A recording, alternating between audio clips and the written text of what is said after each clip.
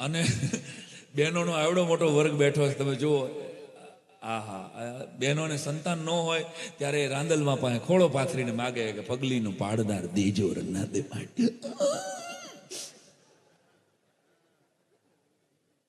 પગલીનો પાડદાર દેજો માં, ખોળા પાથરીને માગ્યા હોય. અને પછી પગલીનો પાડનાર માતાજી આપે ખરા, આપે ને પછી આને આ બૈરાઓ જ્યારે ઘરમાં પોતા કરે ને, આહા, પોતા કરે ત્યારે ઈને ઈ શું કહે,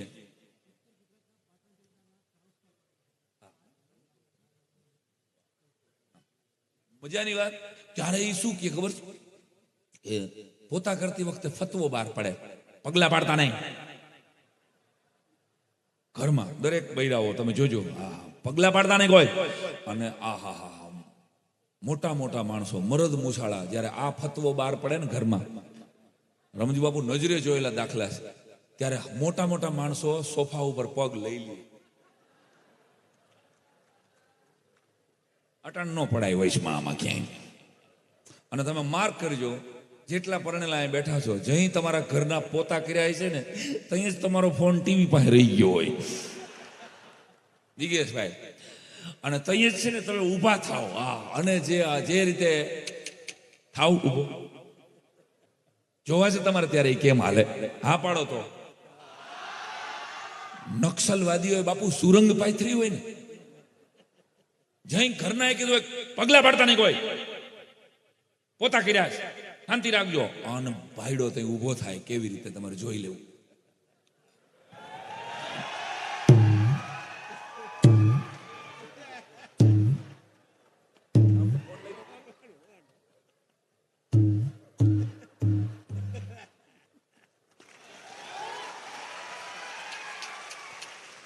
એમ થાય બોમ્બ ધડાકા નો હેઠે સુરંગું પાથરી હોય.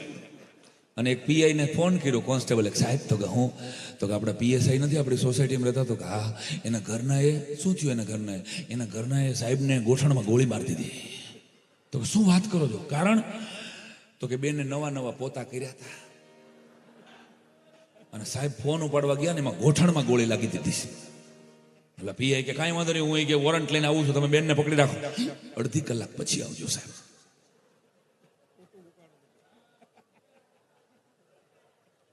અડધી કલાક પછી આવજો, કાં તો કે હજી ઉકાણા નથી પોતા.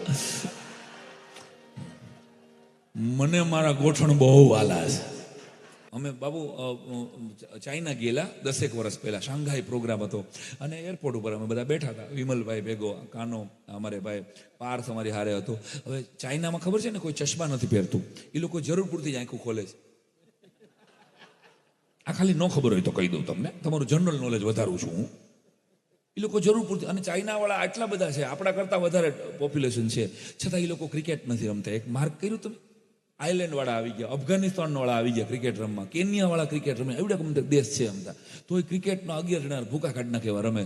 ચાઇનાવાળાને કારણ કે ક્રિકેટ કંટ્રોલ બોર્ડે બાપુ ના પાડી, હારા એક જ હરખા લાગે, એકનો એક જણો મોઢું ધોઈને પાછો આવી જાય, હાંજ સુધી દા લીધા કરે, આપણને ખબર જ ન પડે કે ઈ છે બીજો. એટલે એકચ્યુઅલી કોઈને છે ને ક્રિકેટ એકચ્યુઅલી નથી રમવા દેતા ચાઇનામાં. તમે જુઓ, એ લોકો આપણે જે રાતે સૂતી વખતે છેલ્લો મેસેજ કરીએ ને, જેટલી આંખ ખુલે ને એટલી એની ટોટલ ખુલે છે, સિરિયસલી. અને શાંઘાઈના એરપોર્ટ ઉપર બેઠા હતા અમે. ચાઇનીઝ ભાષા તો તમને ખબર છે ને, ઊંધા ગાંઠિયા પાડ્યા હોય એવી, ઊંધા ગાંઠિયા પડ્યા હોય એમાં બેઠા હતા. અને એક એનાઉન્સમેન્ટ થયું ચાઇનીઝ ભાષામાં થયેલું, લીમડીવાળાને સમજાય તો તમારા નસીબ, ન સમજાય તો તમારા જ નસીબ, આપણે વેચેલ માલ પાછો લેતા જ નથી. એરપોર્ટ ઉપર અમે બેઠા હતા, ગોપાલભાઈ સાંભળજો, અને એનાઉન્સમેન્ટ થયું,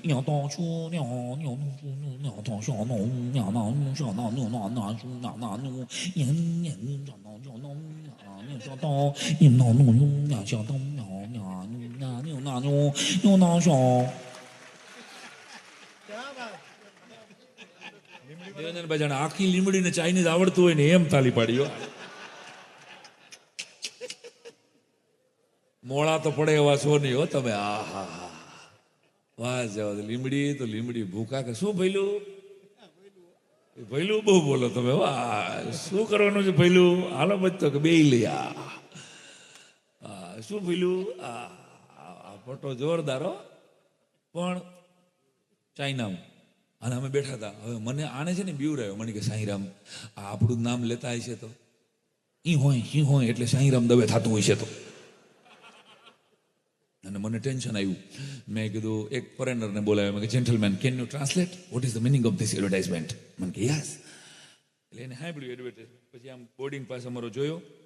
don't worry, your flight is 4 minute late. તમારી ફ્લાઇટ 4 મિનિટ મોડી છે. ઓય 20 મિનિટથી ગોટે સીડ્યા છે.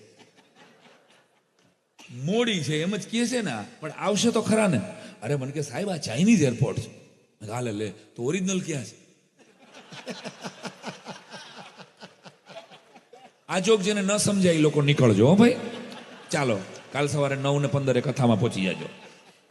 ઓરિજિનલ ક્યાં? અરે મને કે શાંતિ રાખો, એક જ એરપોર્ટ હોય, માથાકૂટ કરો માઈક. વિદેશ જાઓ તો જ દેશની કિંમત થાય મારા વાલા. અને ગયા હતા અમે બધા અમેરિકા ગયા હતા. અમેરિકા અમારે આ પાર્થ છે ને, ઓલી બુધાલાલ બાપુ જરાક એને એટલું રહ્યું તો એ બગડીને બુધાલાલ સુધી બગડ્યો છે. તો એને બુધાલાલ બનાવી અમેરિકાના એરપોર્ટ ઉપર.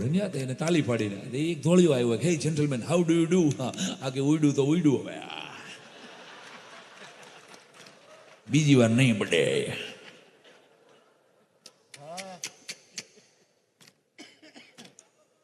અને ઘટનાઓ જે થાય અમારી યારે સિડનીનો અમારો કાર્યક્રમ બાપુ ઓસ્ટ્રેલિયામાં જૈન સમાજે અમારા પ્રમુખ બેઠા છે અહીંયા, મુકેશભાઈ ને બોલતો નો જૈનોએ અમને બોલાવેલો મુકેશભાઈ. અને અમને કીધેલું કે તમે લોકો આવો છો ને પણ પ્રાઇવેટ કાર્યક્રમમાં આવો છો, એટલે તમે કોઈ ભારતીય પરિવારના પ્રસંગમાં આવો છો એવું કહી દેજો.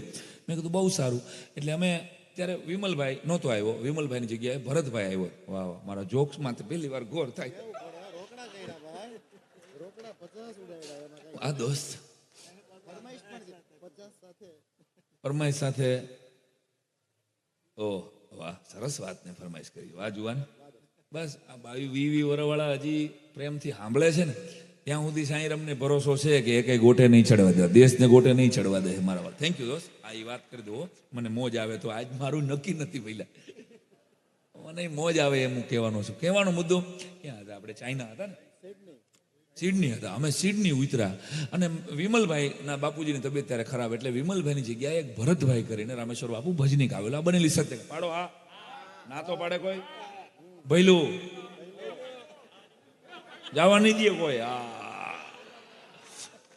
યશ બેન્ક્વેટ પાસે ઉભા રહેવાના છે 3 જણા. જોતું હાલો. હવે ઘટના વિમલની જગ્યાએ ભરત આવેલો. આ વાત તમે મગજમાં રાખજો ભાઈ. વિમલની જગ્યાએ ભરતભાઈ મારી હારે હતો. પાર્થ બેન્જોમાં મારી સાથે હતો. અને ઓલાને અમે બધાને શીખવાડેલું કે we are coming four Indian occasion marriage. અમે ભારતીય લગ્નમાં આવેલા છીએ. આ અંગ્રેજી એક વાક્ય પાકું કરાવવામાં મને 15 કલાક થઈ હતી. એટલું પાવરફુલ ઇંગ્લિશ આ લોકોનું. We are coming four Indian occasion marriage.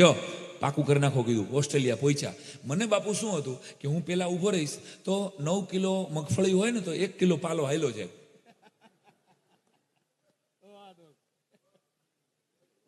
પણ આપણી પાસે ગોપાલભાઈ ટિકિટ હોય ને ત્યારે ટીટી નથી આવતો. મને ઓલાએ કાંઈ ન પૂછ્યું. ગો.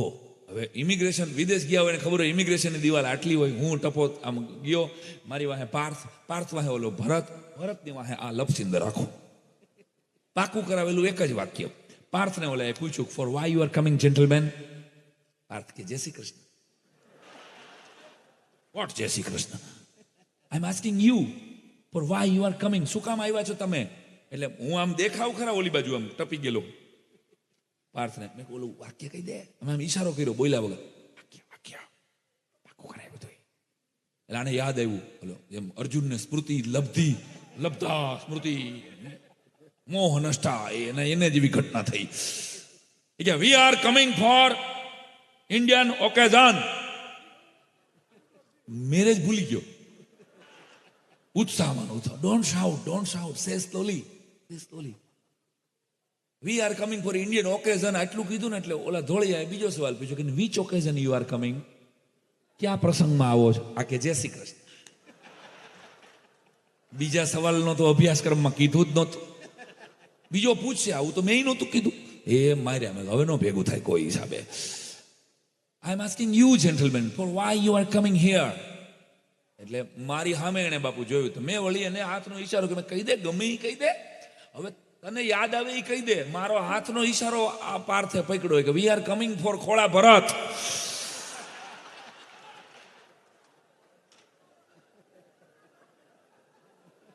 હવે નો ભેગું, કોઈ હિસાબે નો ભેગું થાય. હવે કીધું માર્યા ઓલો ધોળિયાએ ત્રીજો સવાલ કાઢ્યો, બાપુ what are you doing in ખોળા ભરત?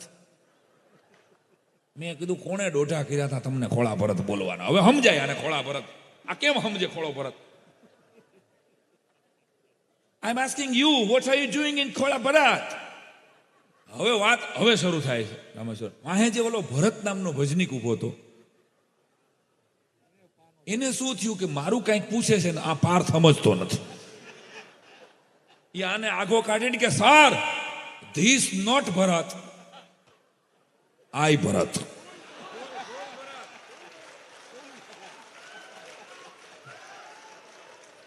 ફૂલ ભરત, ફૂલ.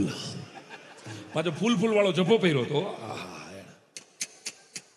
ગો ગો મને ગયા કાઢ્યા 15 મિનિટ. એટલે કહેવાનો ઓલી ટોટી નીકળી, ચૂનાની ટોટી આવે ને ખબર છે, એ હાવ અનાથ હોય.